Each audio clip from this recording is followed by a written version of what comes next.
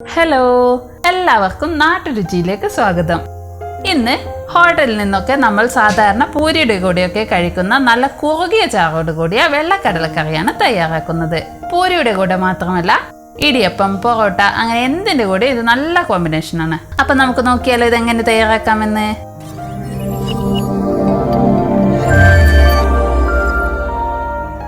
അതിനായി കുതിർത്ത 1.5 കപ്പ് വെള്ളക്കടല ഒരു കുക്കറിൽ ചേർത്ത് കൊടുക്കാം.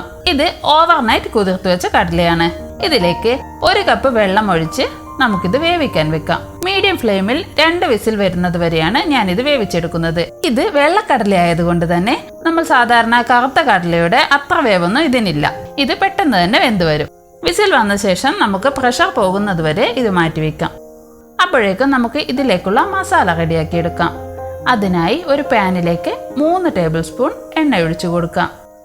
എണ്ണ ചൂടായി വരുമ്പോൾ 1 ടേബിൾ സ്പൂൺ വെളുത്തുള്ളി ചതച്ചതും 1 ടേബിൾ സ്പൂൺ ഇഞ്ചി ചതച്ചതും ചേർക്കാം. ഇത് എണ്ണയിലിട്ട് നന്നായി മൂപ്പിച്ചെടുക്കാം.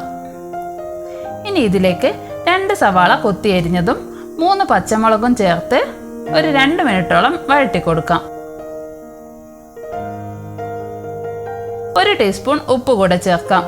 ഉപ്പ് ചേർത്താൽ സവാളയൊക്കെ പെട്ടെന്ന് വഴണ്ടുവരും. ഇനി നമുക്കിതിലേക്കുള്ള മസാലപ്പൊടികൾ ചേർക്കാം. 3/4 ടീസ്പൂൺ മഞ്ഞൾപ്പൊടിയും 1.5 ടീസ്പൂൺ മല്ലിപ്പൊടിയും 1/2 ടീസ്പൂൺ കുരുമുളക് പൊടിയും 1/4 ടീസ്പൂൺ മുളക് പൊടിയും ചേർത്ത് ഇത് നന്നായി പച്ചമണമൊക്കെ മാറുന്നത് വരെ വഴറ്റി കൊടുക്കാം. അതിനുശേഷം ഇതിലേക്ക് ഒരു വലിയ തക്കാളി ചെറുതായി അരിഞ്ഞത് ചേർത്ത് കൊടുക്കാം. ഇത് ചെറുതായൊന്ന് വഴറ്റിയ ശേഷം നമുക്ക് മൂടി വെക്കാം. തക്കാളിയൊക്കെ നന്നായി വെന്ത് വരണം. ഇപ്പോൾ തക്കാളിയൊക്കെ നന്നായി വെന്ത് വന്നിട്ടുണ്ട്.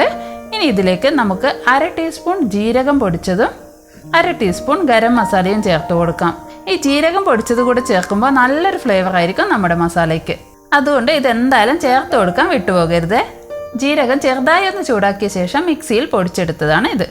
ഇത് നന്നായി ഒന്ന് വഴറ്റിയ ശേഷം നമുക്ക് തണുക്കാൻ വെക്കാം. തണുത്ത ശേഷം ഇത് ഒരു മിക്സിയുടെ ജാറിലേക്ക് മാറ്റാം. എന്നിട്ട് നന്നായി പേസ്റ്റ് പോലെ അരച്ചെടുക്കാം. ഇതിപ്പോൾ നന്നായി അരച്ചെടുത്തിട്ടുണ്ട്. ഇത് നമുക്ക് മസാല വഴറ്റിയ സെയിം പാത്രത്തിലോട്ട് തന്നെ മാറ്റി കൊടുക്കാം.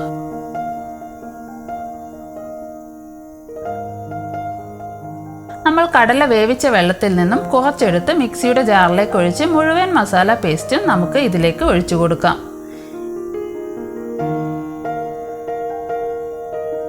ഈ വീഡിയോ നിങ്ങൾക്ക് ഇഷ്ടമാവുകയാണെങ്കിൽ ചാനൽ ഒന്ന് സബ്സ്ക്രൈബ് ചെയ്യാനും വീഡിയോ ലൈക്ക് ചെയ്യാനും മറക്കല്ലേ.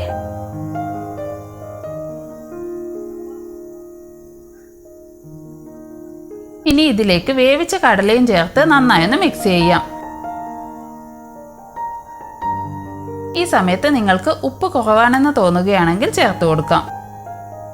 ഇത് നമുക്ക് മൂടി വെച്ച് ഒരു 5-6 മിനിറ്റ് മീഡിയം ഫ്ലെയിമിൽ തിളപ്പിക്കാം.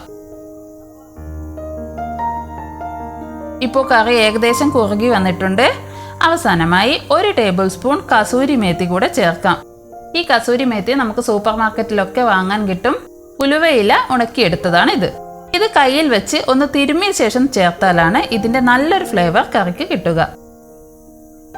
ഇത് പൂരിയുടെ കൂടെയൊക്കെ കഴിക്കാനാണെങ്കിൽ അല്പം കൂടെ കുറുകി വരുന്നത് വരെ നമുക്ക് വെയിറ്റ് ചെയ്യാം.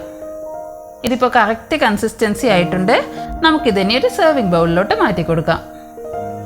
ഇത് ശരിക്കും നമ്മൾ റെസ്റ്റോറൻറ്റിൽ നിന്നൊക്കെ പൂരിയുടെ കൂടെയൊക്കെ കഴിക്കാറുള്ള സെയിം കടലക്കറി തന്നെയാണ്.